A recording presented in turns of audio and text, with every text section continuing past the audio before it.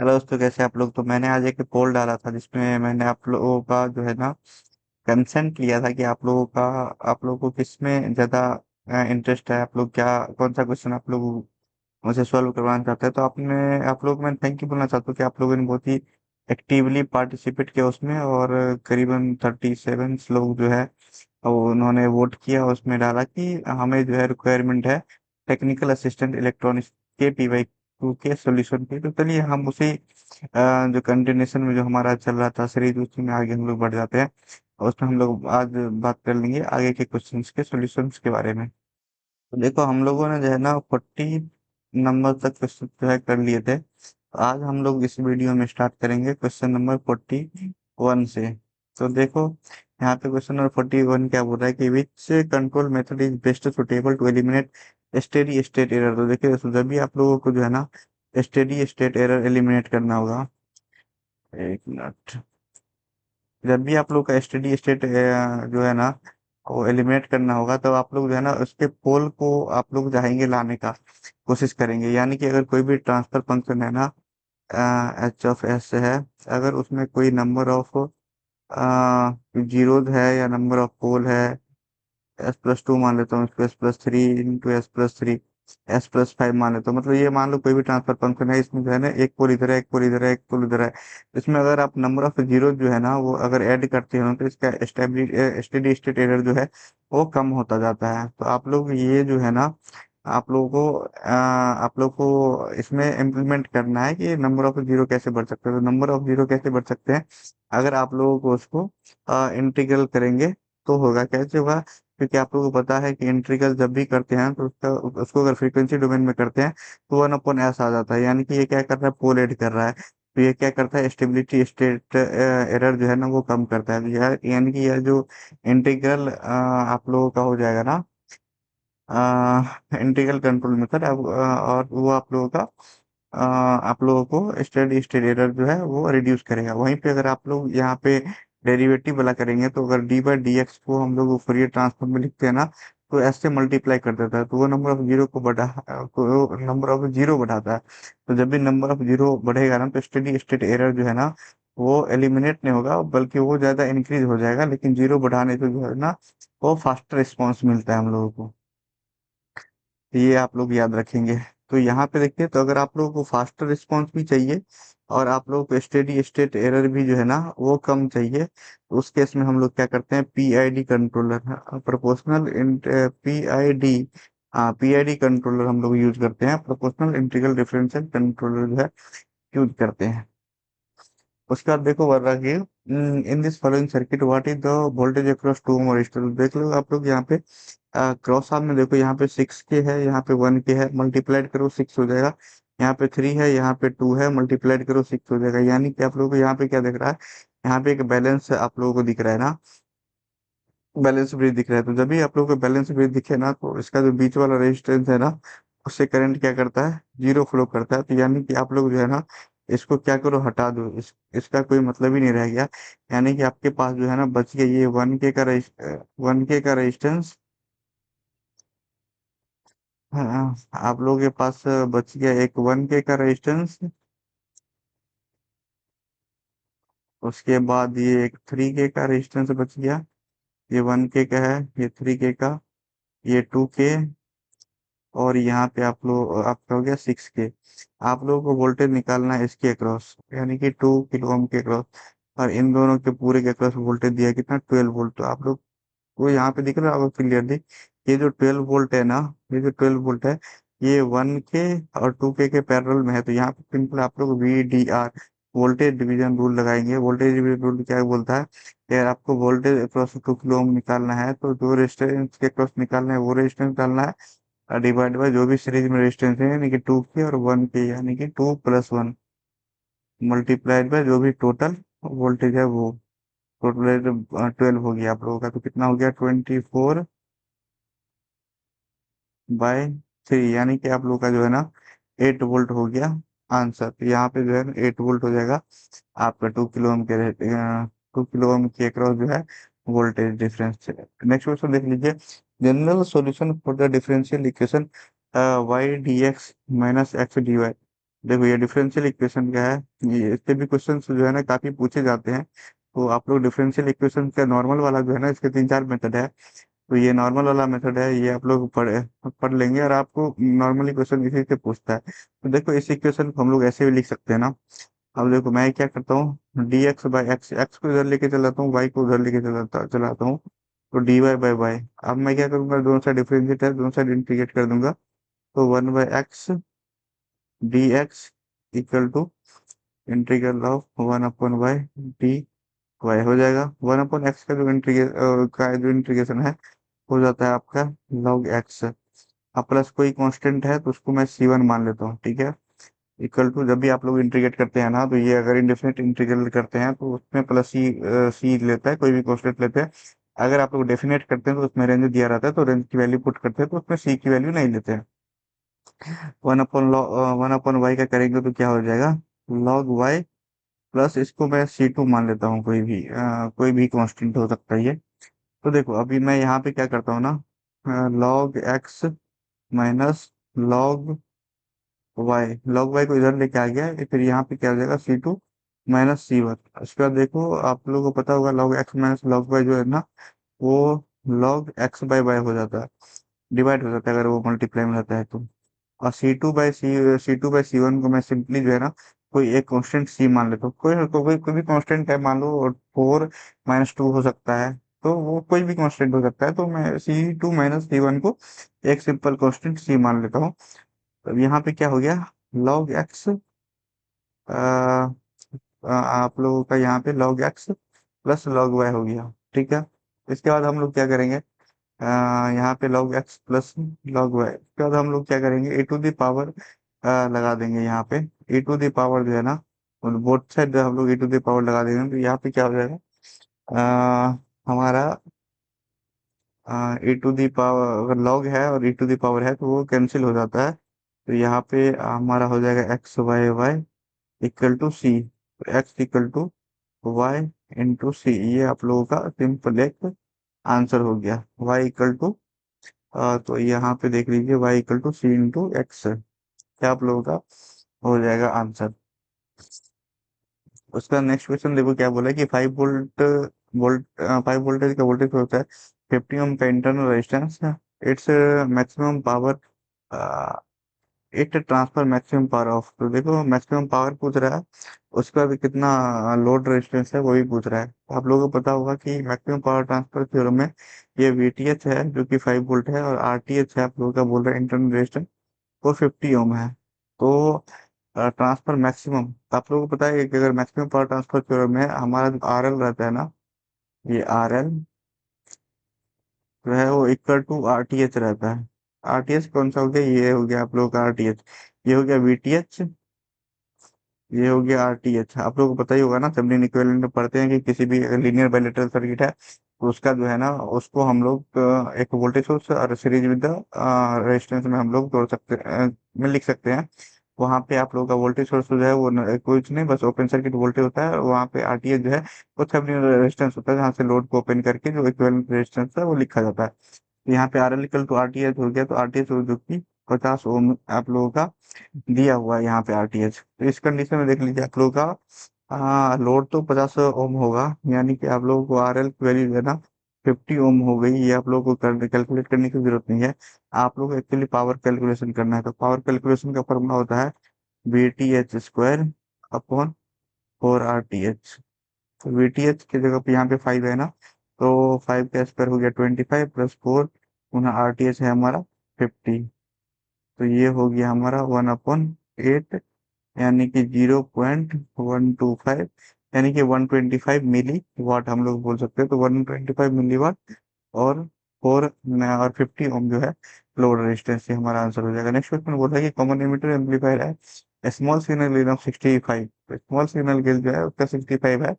What will happen if the emitter bypass capacitor is remove. तो देख लो, एक ये हमारा मान लेते हैं बाईपास कैपेसिटर, ये हमारा आर ई है इमिटर रेजिस्टेंस, उसके बाद यहाँ पे एक बाईपास कैपेसिटर है, ठीक है। इधर आर सी मान लेते हैं, ये हमारा जो है ना सी सी है, सी सी जो है कपलिंग कैपेसिटर है, यहाँ पे सी बी बाईपास कैपेसिटर है, फिर यहाँ पे बेस है। देखो यहाँ पे जब भी हम लोग अगर वोल्टेज गेन की बात करते हैं तो हम लोग हमेशा एसी एनालिसिस करते हैं। तो एसी एनालिसिस में क्या करते हैं, हम लोग इनपुट डालते हैं और आउटपुट जो है कलेक्टर को ऑब्जर्व करते हैं।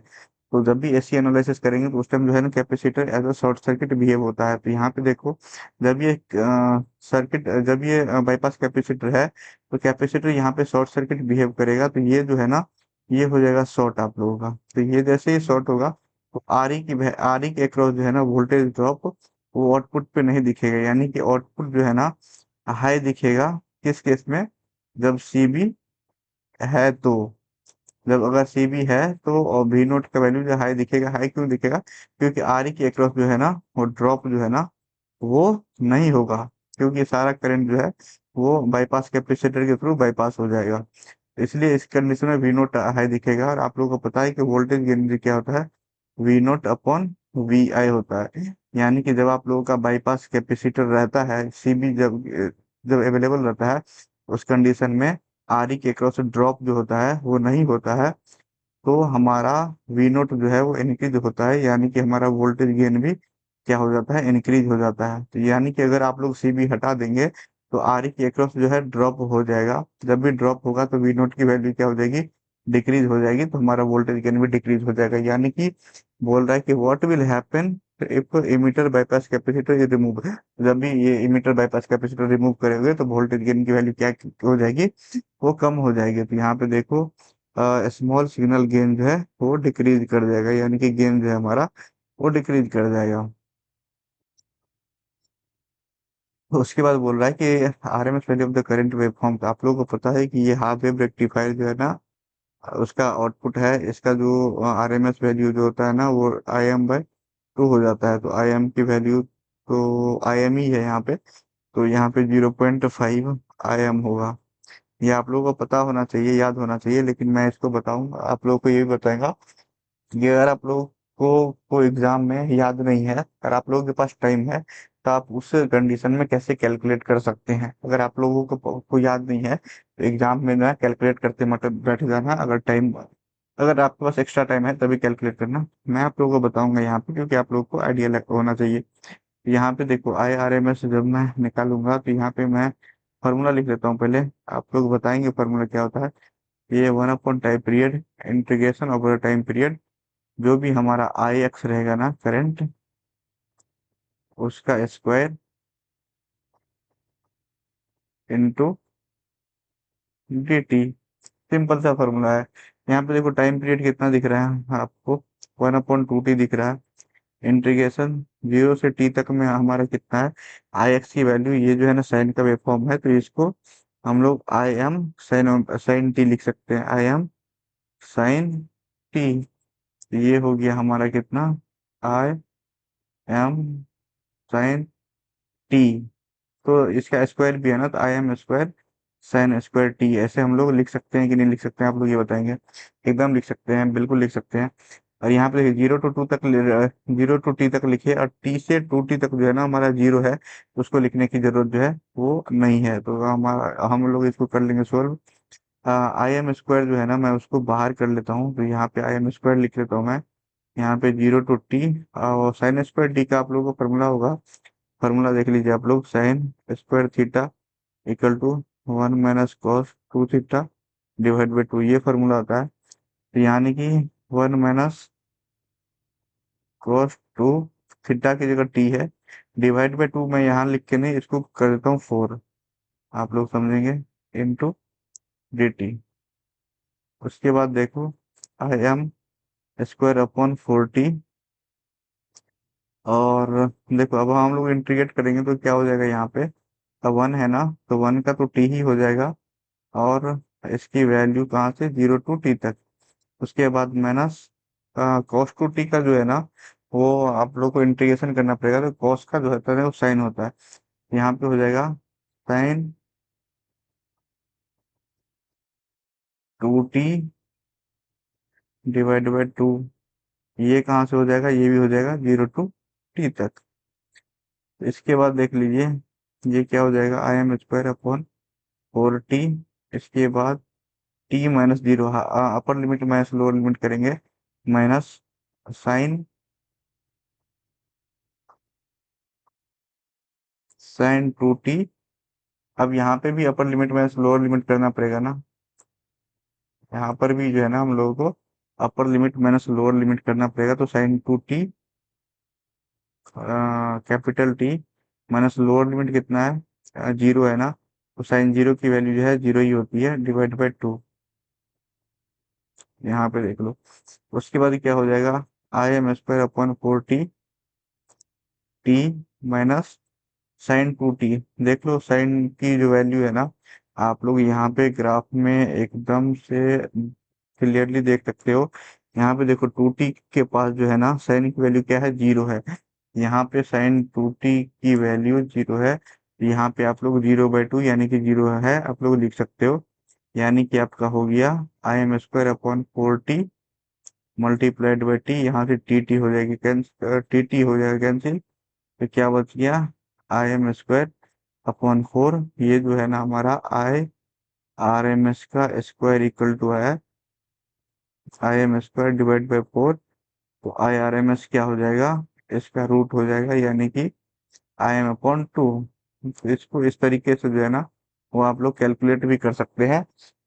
एग्जाम में आप लोग ऐसी गलती नहीं करेंगे। अगर आपके पास टाइम है, आप लोगों ने सारे क्वेश्चन से डील कर लिया, तभी ऐसा प्रयास करेंगे, अदरवाइज ये नहीं रहने देंगे। यहीं पे अगर मान लो ये रहता, यहाँ पे फुल वेव का रहता, तो फुल वेव का पता ही है आप लोगों का, आई आर एम एस क्या होता है, आई एम अपॉन √2 होता है। तो वो लोग भी, ये लोग भी आप लोग याद रखेंगे। उसके बाद क्या हो रहा है, which of the following gate has the output low if and only if all inputs are high. तो बोल रहा है कि जब सारे इनपुट्स हाई रहते हैं ना, तब आउटपुट जो है लो आना चाहिए। तो देखो नॉर गेट में क्या होता है ना, नॉर गेट में मतलब और प्लस नोट कर देते तो 1+1, उसके बाद कम्प्लीमेंट। तो 1+1 जो है 0 होता है, कैरी 1 होता है, तो 1+0 उसका कम्प्लीमेंट करेंगे तो 1। तो नॉट गेट का तो आउटपुट 1 है, तो ये नहीं होगा नॉर गेट का। एक्सॉर गेट तो क्या बोल रहा है कि एक्सॉर गेट में अगर दोनों इनपुट 1 1 है, तो सेम इनपुट का जो है ना आउटपुट 0 आता है, तो ये हो सकता है।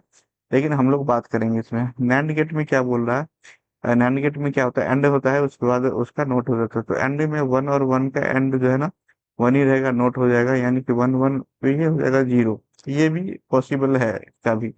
उसके बाद एंड में क्या है, 1 1 1 × 1 का 1 ही रहता है, तो ये भी नहीं हुआ, क्योंकि हमें आउटपुट जो है 0 चाहिए, इसमें क्लियरली बोल रखा है क्वेश्चन में। तो यहाँ पे देखिए फंसता है यहाँ पे क्वेश्चन आके कि एक्सॉर होगा कि नैंड होगा।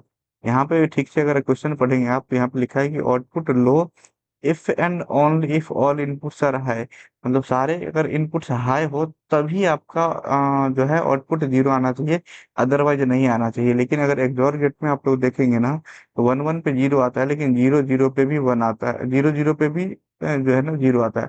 क्योंकि ये एक्सॉर जो होता है ना वो अगर सेम के लिए 0 देता है। तो यहाँ पे बोल रहा है कि इफ एंड ओनली इफ, यानी कि सिर्फ 1 1 पे ही 0 होना चाहिए, जो कि नैंड गेट को ही सेटिस्फाई करता है। तो यहाँ पे नैंड गेट हो जाएगा, एक्सॉर गेट नहीं होगा।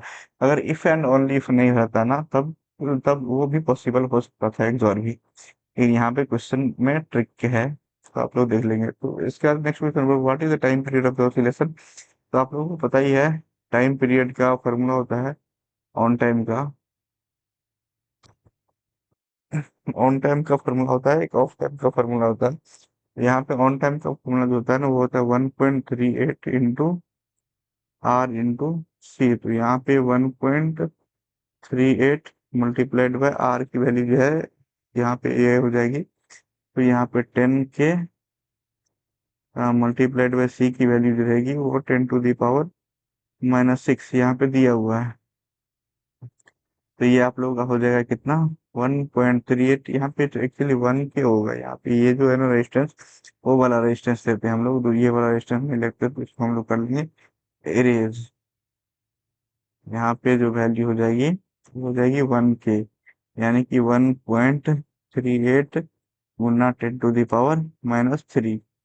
तो ये हो जाएगा आप लोगों का 1.38 मिली सेकेंड। आप लोग का ए नंबर हो जाएगा ऑप्शन। एक्चुअली ये जो है ना, ये इसरो के स्किल टेस्ट के लिए भी इम्पोर्टेंट है, क्योंकि ये एक अस्टेबल मल्टी वाइब्रेटर है। आप लोगों को डिफरेंट डिफरेंट कंपोनेंट्स दे दिए जाएंगे, और आप लोगों को बोला जाएगा कि आउटपुट का वेवफॉर्म ड्रॉ करने के लिए। तो वो मैं आप लोगों को बताऊंगा आगे के वीडियोज में, जो आप लोग एग्जाम क्वालिफाई कर लेंगे तो। यह पूरा second order system undamped natural frequency, undamped natural frequency omega होता है, जो कि 3 रेडियन पर सेकेंड दिया हुआ है। एंड द डैम्प्ड फ्रीक्वेंसी जो है, यानी कि ओमेगा डी की वैल्यू जो है वो 2.4 रेडियन पर सेकेंड है। तो डैम्पिंग रेशियो तो आप लोगों को पता होना चाहिए, omega D equal to formula होता है ओमेगा एन √1 - जीटा स्क्वायर। तो यहाँ पे क्या हो जाएगा आप लोगों का, 2.4 इक्वल टू ओमेगा एन की वैल्यू कितनी है, 3 √1 - जीटा स्क्वायर। इसके बाद इसको 0.8 हो जाएगा, डिवाइड करेंगे तो √1 - जीटा स्क्वायर। दोनों साइड अगर आप स्क्वायर कर देंगे तो 0.64 इक्वल टू 1 - जीटा स्क्वायर। तो जीटा स्क्वायर इक्वल टू 1 - 0.64 हो जाएगा 0.36, यानी कि जीटा की वैल्यू जो हो जाएगी वो 0.6 हो जाएगा। 0.6 देखिए, ए नंबर ऑप्शन है आपका, वो हो जाएगा करेक्ट। उसके बाद बोल रहा है कि क्वालिटी फैक्टर सीरीज रेजोनेंस इतना है, हाफ पावर पॉइंट्स इतना है। देख देखिए, तो इस क्वेश्चन में बोल रहा है, कहाँ पे लगे क्वेश्चन, इस क्वेश्चन में बोल रहा है कि क्वालिटी फैक्टर क्यों इन सीरीज रेजोनेंस में जो है आप लोगों को क्वालिटी फैक्टर निकालना है। कब क्वालिटी फैक्टर निकालना है, यहाँ पे रेजोनेंस फ्रीक्वेंसी आप लोगों की दी हुई है, कितनी दी हुई है, देखिए एफ नोट की वैल्यू जो, हाँ, आप लोगों को एफ नोट की वैल्यू कितनी दी हुई है, वो 1000 हर्ट जो है एफ नोट की वैल्यू दी हुई है। और यहाँ पे हाफ पावर पॉइंट से बोलते हैं। तो देखिए हाफ पावर पॉइंट से क्या होता है, मैं आप लोगों को पहले वो बताता हूँ। ये अगर हमारा रेजोनेंस फ्रीक्वेंसी का ये अगर ग्राफ है, यहाँ पे अगर आप लोगों का रेजोनेंस फ्रीक्वेंसी है, तो उसका जो है ना, ये जो है वो एफ एल और एफ एच होता है। एफ एल है कि आपका lower cut off frequency, F H है आपका हायर कट ऑफ फ्रीक्वेंसी। ये जो रहता है ना, अगर मैं इसको वोल्टेज के टर्म्स में लेता हूँ तो ये आप लोग का हो गया मैक्सिमम, ये हो जाता है वी मैक्सिमम अपॉन √2। तो यहाँ पे जो है ना, वी एम अपॉन √2 को जो अगर डीबी में निकालेंगे ना आप लोग, तो वो 3 dB आता है। तो यानी कि आप लोगों को 3 dB फ्रीक्वेंसी भी बोल सकता था। यहाँ पे बोल रहे हैं ना क्या, हाफ पावर पॉइंट्स। तो हाफ पावर पॉइंट्स आप लोगों को बोल सकता है। ये जो एफ एल है और एफ एच है, उसको हाफ पावर पॉइंट भी बोलते हैं। और इसको जो है ना, ये हमारा वोल्टेज में हो गया। तो ये हमारा कितना हो गया वोल्टेज में, Vm/√2। देखिए यहाँ पे वोल्टेज के कंडीशन में क्या है हमारा Vm/√2, वही करंट के कंडीशन में क्या आ जाएगा, Im/√2। तो यहाँ पे अगर हम लोग पावर के रिस्पेक्ट में देखें, तो V × I हो जाएगा, जो कि V × I को हम पावर डिवाइड बाई √2, और √2 मल्टीप्लाई होकर 2 आ जाएगा, यानी कि ये पावर का हाफ हो रहा है। यानी कि इस पॉइंट पे जो है ना, लोअर और हायर कट ऑफ फ्रीक्वेंसी पे यहाँ पे पावर की वैल्यू जो है ना हाफ हो जाती है, इसलिए इसको हाफ पावर फ्रीक्वेंसी भी बोलते हैं। इसको 3 dB फ्रीक्वेंसी भी बोलते हैं, क्योंकि 1/√2 जो है ना 0.707 आता है। इसको अगर आप लोग डीबी में कैलकुलेट करेंगे तो ऑलमोस्ट जो है अप्रोक्सीमेटली 3 dB के क्रॉस आता है। तो इसको 3 dB फ्रीक्वेंसी भी कहते हैं। तो यहाँ पे जो है ना हाफ पावर फ्रीक्वेंसी की वजह 3 dB फ्रीक्वेंसी भी लिख सकता था वो। तो वो आप लोगों का दिया हुआ है 950 और 1050। तो एक्चुअली वो हायर माइनस लोअर दिया हुआ है। तो यहाँ से हम लोग बैंडविड्थ कैलकुलेट कर लेंगे, जो कि हो जाएगा क्या, F H minus F L. F H कितना है इसका, तो 1050। एफ एल कितना है, 950। तो ये हो गया हमारा कितना, 100 हर्ट्ज। ये हमारा जो है वो बैंडविड्थ हो गया। तो यहाँ पे बैंडविड्थ, यहाँ पे आप लोगों को ये क्वेश्चन में गिवन है क्या, एफ नोट। तो आप लोगों को पता ही होगा क्वालिटी फ्रीक्वेंसी क्या होता है, एफ नोट अपॉन बैंडविड्थ। इस फॉर्मूला को याद रखेंगे। एफ नोट की वैल्यू है आप लोगों का 1000 डिवाइड बाय 100, यानी कि आप लोगों को क्वालिटी फैक्टर की वैल्यू क्या होगी, वो होगी 10। तो ऑप्शन बी नंबर जो है हो जाएगा आप लोगों का आंसर। उसके बाद बोल रहा है कि transfer function of linear system is, तो ट्रांसफर फंक्शन क्या है, तो कोई भी ट्रांसफर फंक्शन है ना, वो क्या होता है, V0/S अपॉन VI/S, यानी कि transfer function at the output divide by transfer function of the input signal. ये आउटपुट सिग्नल हो गया, ये आप लोगों का इनपुट सिग्नल हो गया। इनिशियल कंडीशन तो जीरो रहता है, यही आप लोगों को याद रखना पड़ेगा जब भी ट्रांसफर फंक्शन की हम लोग बात करते हैं। Ratio of Laplace transform of the output and the input with the initial condition is zero. तो ऑप्शन नंबर सी जो है ना, वो आप लोगों का करेक्ट आंसर हो जाएगा। इसके बाद क्या बोल रहा है, the trigonometric Fourier series of even periodic function. तो इवन तो हमारा कौन सा है, कॉस वाला है। तो आप लोग फोरियर सीरीज याद रखिए। फोरियर सीरीज क्या होता है, हम लोग का ए नोट जो कि डीसी वैल्यू रहती है, plus A N cos N omega T plus B N sine N omega T, ये हमारा होता है। यहाँ पे देखिए, जब भी आप लोगों का जो ये इवन सिग्नल रहेगा ना, इवन के लिए, इवन के लिए जो है वो B N equal to zero हो जाता है। B N equal to zero हो जाता है, यानी कि आपका साइन पार्ट जो रहेगा वो जीरो हो जाएगा, आपको सिर्फ कॉस्ट टर्म दिखेंगे। तो यहाँ पे बोल रहा है कि टाइम डज नॉट हैव, तो इवन पीरियोडिक है तो उसमें क्या रहेगा, साइन जो है वो नहीं रहेगा, तो ऑप्शन सी हो जाएगा। यही पे अगर आप लोगों को क्वेश्चन पूछा था कि ओड पीरियोडिक, तो ओड पीरियोडिक जो रहता है ना, वो देखिए हमारा साइन वाला जो है, ये एक्चुअली कॉस का ग्राफ, कॉस का। तो ये कॉस जो है ना, ये एक इवेंट सिग्नल होता है, आप लोग पता होगा। यहाँ पे ये साइन रहता है, साइन जो है ये एक ओड सिग्नल है। तो यहाँ पे देख लीजिए, ये एक ओड सिग्नल है। यहाँ पे जितना पॉजिटिव में है सेम निगेटिव में ही है, यानी कि इसमें ए नोट की वैल्यू जो है ना वो जीरो हो जाती है। तो यानी कि यहाँ पे अगर क्वेश्चन में इवन के जगह ओड पीरियोडिक रहता ना, तो ए नोट की भी वैल्यू जीरो होती और यहाँ पे ए एन की भी वैल्यू क्या हो जाती है, आप लोगों की जीरो हो जाती है। तो ये आप लोग याद भी रख सकते हैं, क्योंकि ये बहुत ही फ्रिक्वेंटली पूछता है। अगर ओड है तो ए नोट और ए एन दोनों जीरो होगा, लेकिन अगर इवन है तो सिर्फ बी एन जीरो होगा। अगर बी एन जीरो है तो साइन का टर्म प्रेजेंट नहीं रहेगा। अगर से अगर आप लोगों का ओड है तो ए एन का टर्म मतलब कॉस का भी आप लोगों का टर्म प्रेजेंट नहीं रहेगा, और डीसी वैल्यू भी प्रेजेंट नहीं रहेगी, यानी कि सिर्फ आप लोगों को साइन टर्म्स दिखेंगे जब आप लोगों का सिग्नल ओड है तो। और आप लोगों को पता होगा फोरियर सीरीज सीरीज जो है ना वो सिर्फ पीरियोडिक का ही निकालते हैं, और पीरियोडिक का हम लोग नहीं निकाल सकते हैं फोरियर सीरीज। उसके बाद क्या बोला कि Laplace transform unit ramp function starting at T equal to A. तो आप लोग पहले ये जो है ramp function R of T मैं मान लेता हूँ, ये यहाँ से जाता है, यह जीरो से स्टार्ट हो रहा है ना। तो इसका जो है आर ऑफ एस क्या होता है, इसका जो लाप्लास ट्रांसफॉर्म होता है ना, वो होता है वन अपॉन एस स्क्वायर। अब ये बोला कि starting at T equal to A, तो यानी कि टी इक्वल टू ए कहीं यहाँ पे होगा पॉजिटिव में, तो इसका जो है इक्वेशन हो जाएगा are of T minus A. तो ये टाइम शिफ्टिंग प्रॉपर्टी है, तो टाइम जब भी शिफ्ट होता है ना, तो ई रेट टू पावर माइनस ए ऐसा आ जाता है, क्योंकि वो माइनस ए है ना, इसलिए यहाँ पे माइनस ए आया, डिवाइडेड बाय जो हमारा एस का है टर्म वो एस स्क्वायर। तो ये हो गया आपको हमारा R of T minus A. तो ये हमारा हो गया किस चीज का, R of T minus minus A का क्या हो गया, ये लाप्लास ट्रांसफॉर्म हो गया। तो ये एक टाइम शिफ्टिंग प्रॉपर्टी है, वो भी आप लोग याद रखें। तो इसके कंडीशन से हमारा आंसर कौन सा हो गया, आंसर हो गया ए।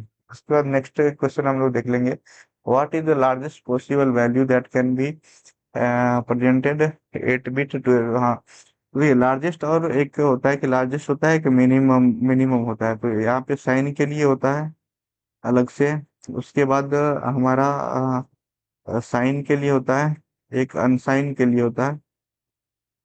आ, नहीं, ये हमारा गड़बड़ हो गया, यहाँ पे अनसाइन साइन नहीं रहता है, एक अनसाइन के लिए रहता है। उसके बाद वन एस कम्प्लीमेंट के लिए रहता है, उसके बाद टू एस कम्प्लीमेंट के रहता है। तो टू एस कम्प्लीमेंट का जो रहता है ना, वो minimum two to the power N minus one, two ये माइनस में है, two two to the power N minus one, minus one तक होता है, ये हमारा पॉजिटिव वैल्यू। तो मैक्सिमम इतना रिप्रेजेंट कर सकते हैं टू एच कम्प्लीमेंट में, मिनिमम इतना रिप्रेजेंट कर सकते हैं, ये आप लोग याद रखेंगे। ये हमारा किस में है, ये एक टू एस कम्प्लीमेंट में है। वन एस में क्या होता है, वन एस में होता है minus two to the power N minus one minus one, two plus two to the power N minus one plus one. यहाँ भी माइनस वन ही होता है, N minus one minus one. तो ये हमारा एक रेंज होता है कि यहाँ से यहाँ तक के वैल्यू के लिए को रिप्रेजेंट कर सकते हैं हम लोग वन एस टू कम और टू एस कम्प्लीमेंट या अनसाइंड नंबर से। तो इससे जो है ना आप लोग मिनिमम और मैक्सिमम भी कैलकुलेट कर सकते हैं। जैसे कि यहाँ पे क्वेश्चन में पूछा है कि लार्जेस्ट पॉजिटिव, तो पॉजिटिव वाला ये हो गया लार्जेस्ट कितना, two to the power N minus one, N की वैल्यू नंबर ऑफ बिट कितना, eight, two the power eight minus one यानी कि two to the power seven minus one, यानी कि ये हो जाएगा आप लोग का 127। तो यहाँ यहाँ पे हो जाएगा आंसर नंबर ए। तो अनसाइंड के लिए क्या होता है ये आप लोग बताएंगे कमेंट में कि एक्स का जो रेंज क्या होता है, एक्चुअली मुझे भी याद नहीं है। बोल रहा है कि विच of the following gives damping ratio and output characteristic, तो आइडेंटिफाई द करेक्टली मैच्ड। तो अगर डेल्टा इक्वल टू जीरो है तो यहाँ पे हो जाएगा ये अनडैम्प्ड होगा एक्चुअली, क्योंकि ये डैम्प ही नहीं कर रहा है ना, ये जीरो है। उसके बाद अगर जीरो से वन के बीच में है तो ये अंडर डैम्प, तो ये बड़ा सही है, रो टू जो है ना वो सही है। उसके बाद बोला डेल्टा इंटू वन, तो ये एक्चुअली क्रिटिकली डैम्प है, ये तो यहाँ पे गलत हो गया, ओवर डैम्प लिखा हुआ है। इसका ग्रेटर देन है तो ये ओवर डैम्प है, अंडर डैम्प लिखा है, गलत हो गया। तो यानी कि ऑप्शन नंबर दो जो है ना वो रो दो है जो है वो आप लोगों का करेक्ट हो जाएगा। इसके बाद बोल रहा है कि right the logic function represent the K map, A complement denote complement of A, okay. तो यहाँ पे देखो बी और सी है, तो यहाँ पे जीरो जीरो है, तो यहाँ पे हम लोग बी कॉम्प्लीमेंट सी कॉम्प्लीमेंट लिख सकते हैं। तो मैं यहाँ पे लिखता नहीं हूँ इसको। हाँ तो हम लोग देखिए इसमें पेयरिंग बनाएंगे, डायरेक्ट पेयरिंग देखो क्वाड बन सकता है क्या, यस क्वाड जो है एक इधर क्वाड एक इधर क्वाड बन सकता है। उसका देखो पेयरिंग भी बन सकता है, एक यहाँ पे पेयर बन सकता है, एक यहाँ पे बन सकता है। तो क्वाड का इक्वेशन हम लोग लिख लेंगे। क्वाड में देखो इस साइड कॉमन कुछ नहीं आएगा, ऊपर आ जाएगा हमारा, ये यहाँ पे जीरो है, यहाँ पे इस साइड जीरो है, यानी कि हमारा सी कॉम्प्लीमेंट आ जाएगा कॉमन। अगर आप लोगों को पता नहीं चल रहा है कि कौन सा कॉमन लेना है तो मैं यहाँ पे लिख देता हूँ। जीरो जीरो का मतलब जो है ना वो बी कॉम्प्लीमेंट सी कॉम्प्लीमेंट होता है। जीरो वन का मतलब है कि बी कॉम्प्लीमेंट सी, और बी वन वन का मतलब है बी सी, और वन जीरो का मतलब है बी सी कॉम्प्लीमेंट। तो देखो यहाँ पे जो हमारा क्वाड है ना वो फर्स्ट एंड लास्ट में आ रहा है, यानी कि इसमें और इसमें क्या कॉमन है, तो सी कॉम्प्लीमेंट कॉमन है, तो सी कॉम्प्लीमेंट हम लोग लिख लेंगे। इसके बाद इस पेयर में देखेंगे कि इस पेयर में क्या कॉमन है। तो यहाँ पे तो आप लोगों को पता होगा ये ए कॉम्प्लीमेंट हो गया, ये ए हो गया, तो ए कॉम्प्लीमेंट कॉमन है तो प्लस ए कॉम्प्लीमेंट लिखेंगे। उसके बाद देखो इसके ऊपर क्या कॉमन आ रहा है, तो यहाँ पे बी कॉम्प्लीमेंट कॉमन आएगा। इन दोनों का आप देख लो, इन दोनों में क्या है, बी कॉम्प्लीमेंट कॉमन है। उसके बाद ये वाला पेयर लेंगे, इस पेयर में देखो यहाँ पे ए कॉमन है तो प्लस ए आ जाएगा, और ऊपर देख लो तो यहाँ पे वन वन है, यानी कि आपका बी कॉमन है। तो ये हमारा जो हो गया आउटपुट टू वाई हो गया। तो C complement A complement B complement, तो हमारा ये डी नंबर जो है ना वो हो जाएगा आंसर। ये के मैप है जो कि ग्रे कोड पे बेस्ड रहता है। उसके बाद बोला कि विच transfer function represent stable system. तो देखो स्टेबल, जब भी आप लोग स्टेबिलिटी देखनी है तो आप लोगों को देखना है कि सारा पोल जो है ना वो लेफ्ट साइड लाई करना चाहिए, अदरवाइज अगर एक भी पोल जो है ना राइट साइड आया तो वो क्या हो जाएगा, अनस्टेबल हो जाएगा। तो सारा पोल जो है ना वो लेफ्ट साइड होना चाहिए ओरिजिन के। तो यहाँ पे देखो फर्स्ट नंबर में क्या है, एस प्लस वन, इसको हम लोग जीरो से इक्वेट करेंगे, यानी कि एस इक्वल टू हो जाएगा माइनस वन, वो लेफ्ट साइड आएगा, तो ये स्टेबल है। उसके बाद S square plus two S plus two, हम लोग को यहाँ पे जानना है कि S square plus two S plus two जो है ना वो कितना लाई करेगा इसका पोल। तो इसका पोल के लिए तो एस की वैल्यू हम लोग निकालेंगे minus B under root B square minus four A C, ये एक्चुअली अंडर रूट में होता है, और divided by two A. Simple quadratic equation का रूट फाइंड करने का फॉर्मूला है। तो बी की वैल्यू कितनी है, minus two, plus minus under root B square कितना हो जाएगा, बी स्क्वायर यानी कि आपका टू, यानी कि चार माइनस चार ए सी, यानी कि दो, डिवाइडेड बाय टू। यहाँ पे देखो माइनस वन प्लस माइनस, ये आप लोगों का कितना हो जाएगा, ये एट मल्टीप्लाइड बाय फोर, 8 और -4 तो हो जाएगा -4, और -4 का रूट लेंगे तो हो जाएगा 2, और वो अंडर रूट में माइनस है तो ये हो जाएगा आप लोगों का J2। ये एक्चुअली 2 है ना, 2 डिवाइड बाई 2 यानी कि ये आ जाएगा आपका -1 प्लस माइनस J1, यानी कि आपका एक पोल जो है ना -1 प्लस माइनस J1। तो अगर ये मान लो J1 है, ये मान लो -J1 है, तो एक जो है ना, और ये मान लो 1 है, -1 है, एक पोल इधर लाई करेगा, एक पोल इधर करेगा, यानी कि आप लोगों का जो दोनों पोल है ना वो इधर लेफ्ट साइड ही लाई कर रहे हैं, तो यानी कि ये दोनों भी जो है ना वो क्या हो जाएगा, स्टेबल हो जाएगा। तो यानी कि आपका आंसर जो है ना ऑल ऑफ द एबव हो जाएगा। अच्छा, तो बोल रहा है क्या कि what is the area of triangle having the vertices. तो आप लोगों को एरिया ऑफ ट्रायंगल पता है या नहीं पता, कोऑर्डिनेट में ये पढ़ना होता है, जब मैं 10th में था तो ये पढ़ा था। और उस टाइम से मुझे ये फॉर्मूला याद है, क्योंकि मैं इसको भूला नहीं, क्योंकि मैंने एक ट्रिक से ही याद किया था कि 1/2 अंडर रूट, तो इतना तो लिखना ही है। अरे पहले x1 देना है, उसके बाद 23, 31, 12, मैं बस इतना ही याद रखा हूँ, 23, 31, 12, 23 का मतलब क्या हो गया, y2 माइनस y3। तो यहाँ पे 2 3 है तो इसलिए 23, प्लस इसके बाद x2 डालना है, 31 मतलब y3 माइनस y1, 23, 31, यहाँ पे 3 है, यहाँ पे 1 है, इसलिए प्लस x2 12 मतलब y1 माइनस y2। ये फार्मूला होता है यहाँ पे इसका एरिया फाइंड करने का किसी भी ट्रायंगल में। तो आप लोग इस फार्मूला पे डाल के देखेंगे कि ये कैलकुलेट होता है कि नहीं, और आप लोग आंसर जो है कमेंट में बताएंगे। उसके बाद बोल रहा है कि the function F T has Fourier transform. तो देखो एफ टी का बोल रहा है, Fourier transform F of omega है, तो Fourier transform F of T क्या होगा। तो ये देखिए ये एक्चुअली डुअलिटी है। यहाँ पे एक चीज गौर करना है, ये मत पूछ लेना कि ये बोल रहा है कि एफ टी का Fourier transform F of omega है, फिर से ये क्यों पूछ रहा है कि एफ टी का फोरियर ट्रांसफॉर्म क्या होगा। एक्चुअली यहाँ जो एफ टी है ना, वो देखो एफ भी स्मॉल है और टी है, तो इसका जो है ना एफ कैपिटल है और ब्रैकेट में ओमेगा है। फोरियर ट्रांसफॉर्म पूछ रहा है, यहाँ पे एफ कैपिटल है लेकिन टी दिया हुआ है, तो ये और ये बिल्कुल अलग है। तुम चेक कर लो, यहाँ पे स्मॉल एफ है, यहाँ पे कैपिटल एफ है, तो ये एक्चुअली फोरियर ट्रांसफॉर्म का डुअलिटी प्रॉपर्टी होता है। डुअलिटी प्रॉपर्टी क्या कहता है कि अगर एफ ऑफ टी जो है ना वो, उसका अगर फोरियर ट्रांसफॉर्म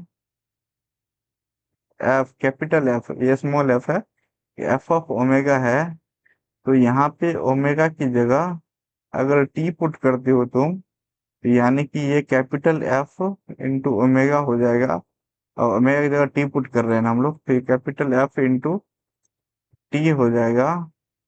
और उसके जगह पे आप लोगों को क्या करना पड़ेगा, यहाँ पे 2 पाई से मल्टीप्लाई भी करना पड़ेगा, इंटू जो ये स्मॉल एफ है ना यहाँ पे टी इक्वल टू, आप लोगों को क्या करना पड़ेगा, माइनस ओमेगा पुट करना पड़ेगा। तो यानी कि स्मॉल एफ माइनस ओमेगा, ये जो होगा ना ये कैपिटल एफ इंटू टी का जो है वो फोरियर ट्रांसफॉर्म होगा। ये डुअलिटी प्रॉपर्टी बताती ही है कि ऐसा ही होता है। इसका प्रूफ भी आता है मुझे, लेकिन वो मैं बताने लगूंगा तो ये वीडियो थोड़ा ज्यादा लंबा हो जाएगा। मैं एक बार फिर से आप लोगों को समझाता हूँ कि स्मॉल एफ टी का अगर Fourier transform capital F into omega है, तो हम लोग यहाँ पे ओमेगा की जगह टी पुट करेंगे, तो कैपिटल एफ इंटू स्मॉल ये जो टी है उसका जो फोरियर ट्रांसफॉर्म होगा, तो वो जो एफ ऑफ टी है ना इसकी जगह माइनस ओमेगा पुट करना पड़ेगा, 2 पाई से मल्टीप्लाई करना है, यानी 2 पाई से मल्टीप्लाई करें ये small F into minus omega जो है वो हमारा फोरियर ट्रांसफॉर्म हो जाएगा कैपिटल एफ ऑफ टी का। यहाँ पे स्मॉल एफ ऑफ टी का क्या है फोरियर ट्रांसफॉर्म, ये है। कैपिटल एफ ऑफ टी का फोरियर ट्रांसफॉर्म क्या है, ये है। ये हमारा डायरेक्ट डुअलिटी क्वेश्चन ही पूछ लिया। तो देख रहे हो फोरियर सीरीज के भी अच्छे खासे क्वेश्चन है, फोरियर सीरीज फोरियर ट्रांसफॉर्म, तो वो से भी आप लोग पढ़ के जाना। इसके बाद बोल रहा है कि the equivalence capacitance of series parallel combination. तो यहाँ पे देखो 12 12 12 तीनों यहाँ पे सीरीज में है, लेकिन यहाँ पे कैपेसिटर अगर सीरीज में होगा तो रेजिस्टेंस का जो है ना पैरेलल की तरह ट्रीट होता है। तो 12 12 12 के अगर 3 रेजिस्टेंस 3 कैपेसिटर्स है तो उसका इक्विवेलेंट कितना हो जाएगा, 12/3, यानी कि 4 माइक्रोफराड, ये जो 4 माइक्रोफराड है ना, ये पूरा कॉम्बिनेशन ये 8 के साथ पैरेलल में आ जाएगा, तो 8 प्लस 4 कितना हो जाएगा, 12। तो ये हो गया हमारा यहाँ से इधर 12। फिर यहाँ पे देखो 12 है, 12 है, और ये भी पूरा 12 है, तो ये तीनों सीरीज में आ जाएंगे, तो फिर से 12 12 12 जो है ना वो क्या हो जाएगा सीरीज में, तो फिर से हो जाएगा 4 माइक्रोफराड। फिर से यहाँ पे 8 है, तो 8 12 हो जाएगा, फिर से यहाँ पे देखो 12 12 12 जो है वो आप लोग का हो जाएगा 4 माइक्रोफराड। तो ये सब तो मैनुअल क्वेश्चन बनने वाला है, इन सब में अगर पेन चल गया तो मुश्किल है। उसके बाद क्या बोल रहा है कि the condition of achieving distortionless modulation, the amplitude modulation, amplitude modulator signal using the envelope detector. जब भी एनवेलप डिटेक्टर यूज करो ना, तो वो एनवेलप को ही डिटेक्ट करता है, अगर ये आपका सिग्नल है ना, तो वो सिर्फ एनवेलप को ही डिटेक्ट करेगा। इस कंडीशन में जो है ना, मॉड्यूलेशन इंडेक्स की वैल्यू जो है वो लेस देन 1 होनी चाहिए, तभी आप लोगों का वो डिटेक्ट करेगा। अगर ग्रेटर देन 1 हो जाएगा तो ये इनवेलप को डिटेक्ट नहीं करेगा। तो यहाँ पे ये रिक्वायर्ड है कि मॉड्यूलेशन इंडेक्स की वैल्यू जो है वो लेस देन 1 होनी ही चाहिए।